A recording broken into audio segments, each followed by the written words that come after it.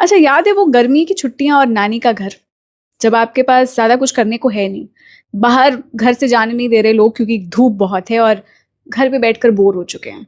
तब आपकी मौसी या आपके बड़े भाई बहन आपको एक पतली सी किताब देते हैं और कहते हैं पढ़कर देखो, अच्छा लगेगा। And somehow you manage to open it, and somehow you land directly somewhere in the hills of Mussoorie. A boy was running through the rain. Nani ghar se direct Mussoorie. That was Ruskin Bond. And somehow that boy was also you. He wrote about everything.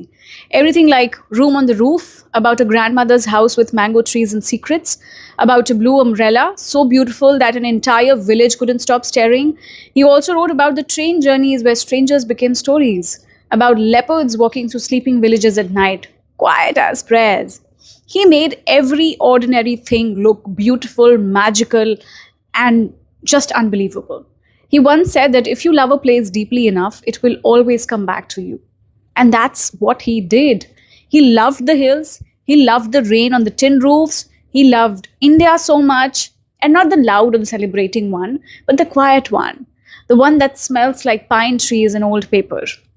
उनकी कहानियों में कुछ बहुत खास या magic नहीं था, उनकी कहानियां ही मैजिक थी, उनकी राइटिंग मैजिक थी. And Ruskin bond made sure that he didn't right for critics और शेल्फ्स और एनी अवार्ड.